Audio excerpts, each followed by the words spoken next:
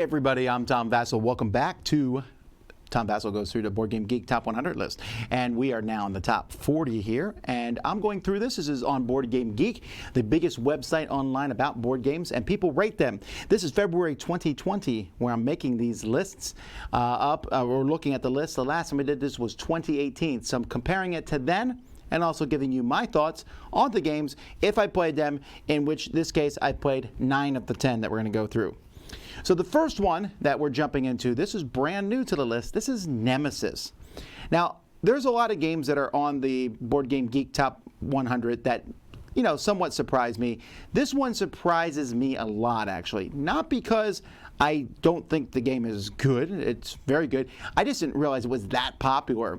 When this game came out, this is from Awakened Realms, and it's certainly their most popular game. We figured this out because we had promos for various games at our conventions, and this one, by far, was the most popular. And I was like, wait a minute. People must really like this game, which is, you know, again, based on the Aliens movies. And wow, is it extremely popular. Everyone, I mean, I consistently see people wanting to play this, and it's one of the biggest games on the list. There's so much involved with this game. But then again, it's going to have a very big fan base. And so, I mean, you can see here, the aliens against the humans. It's a very, if you want to play Aliens the movie as a board game, you'll enjoy this. I thought it was a little more convoluted than I want to play all the time, but I cannot argue with how much people like it. All right, then once again, switching gears and going to a game where the theme don't matter. Tzolk'in. Actually, the theme matters a little bit. Tzolk'in is kind of a fascinating game. This game, which kind of catapulted on the whole, you know, the calendar says we're all going to die in 2012.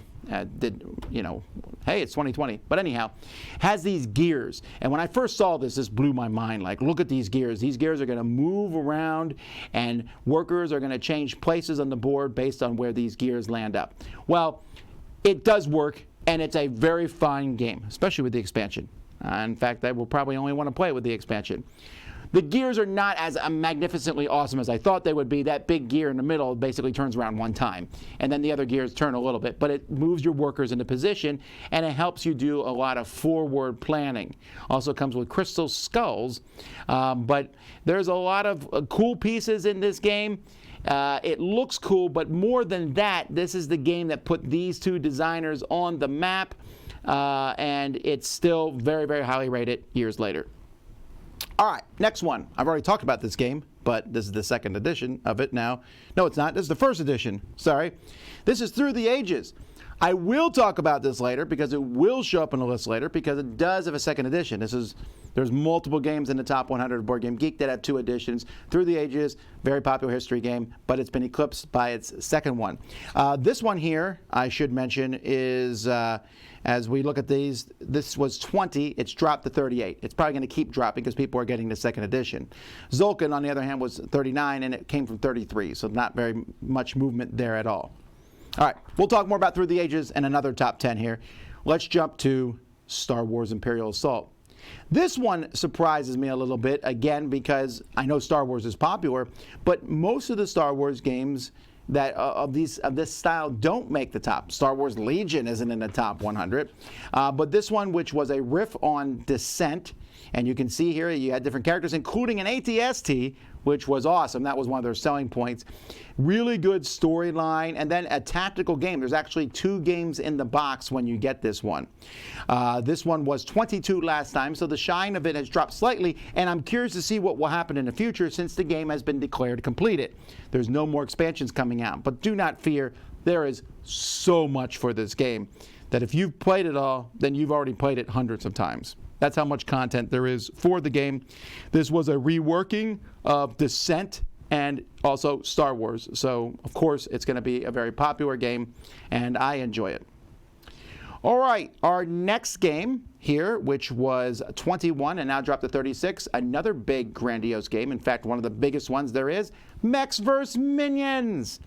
This is a game that's made by Riot Games. They're known for computer games, League of Legends.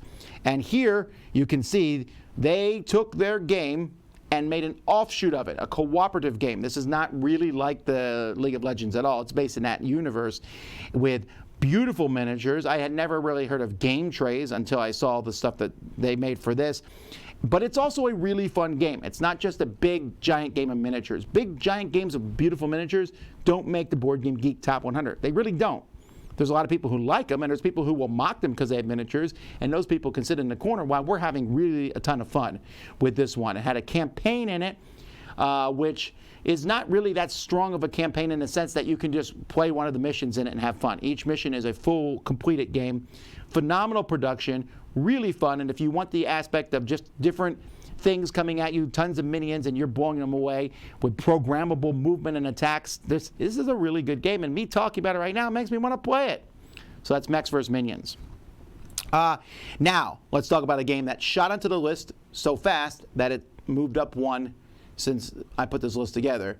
This is going to be higher. I'm going to call that this game is going to eventually hit the top 10 of Board Game Geek. That's my opinion. And that is Root. Root, extremely popular game, an asymmetrical style game in which you are playing little cute woodland creatures, very similar to the Coin, the counterinsurgency series, and that's what it is. You're either playing the cats who dominate the land, the woodland creatures who are starting a rebellion, the birds who are, I don't know, their own little army, or the vagabond who's wandering around just doing his thing. And then there's 4 more factions that are added in the different expansions.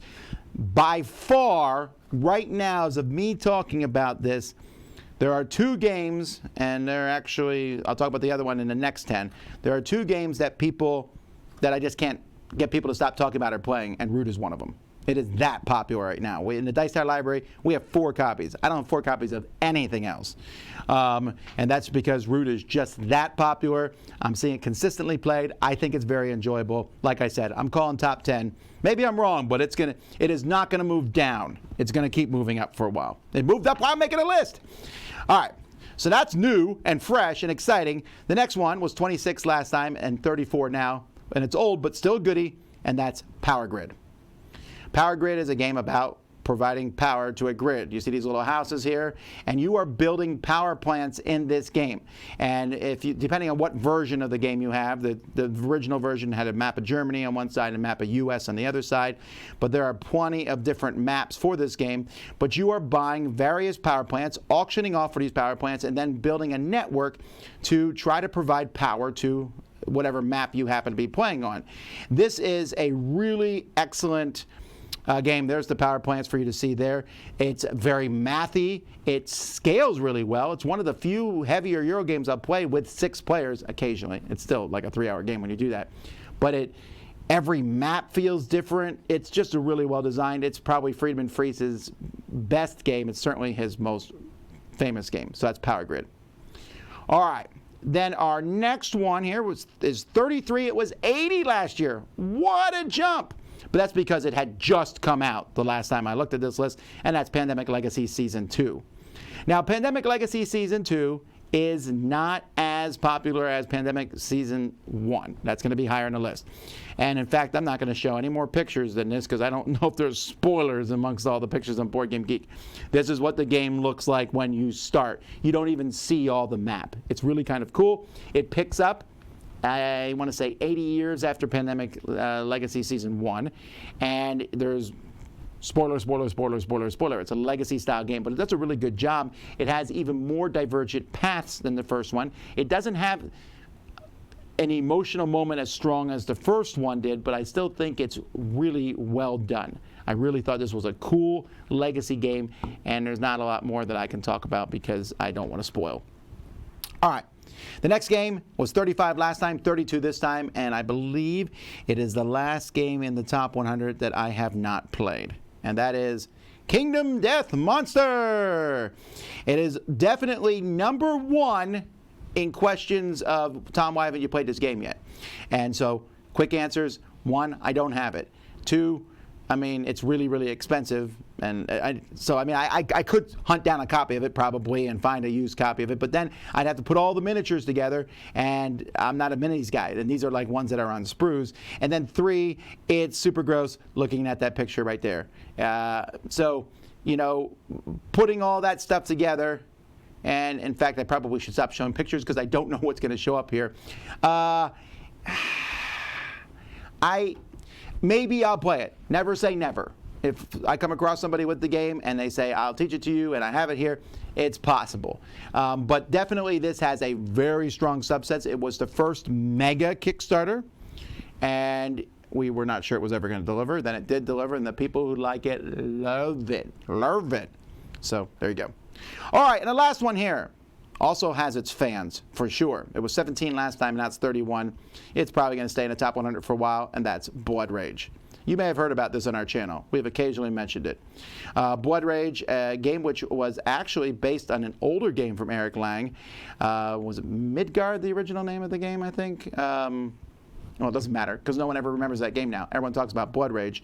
Blood Rage, a game where you have... Oh, that was a bad paint job. Blood Rage, a game where you... have your hordes and you're going out and trying to fight as Valhalla is happening, as parts of the world are getting destroyed, and you're using big giant monsters to help you out, maybe. Or maybe you're trying to die. There's a drafting game. There's minis, as obviously most of the pictures here on Board Game Geek are about different people's paint jobs of these miniatures. But this game definitely has its fans, and it's a solid game. This is a game that I don't know that I've ever been to a convention in the past several years and haven't seen someone playing it somewhere. And it's not just Sam, but other people are playing it all over the place too. So very, very popular game. And that's it for this time, folks. 10 more games. It'll be interesting to see what comes next. We only have 30 games to go. Thanks so much for watching. I'm Tom Vasel, and this has been Going Through the Top 100 on Board Game Geek on the Dice Tower.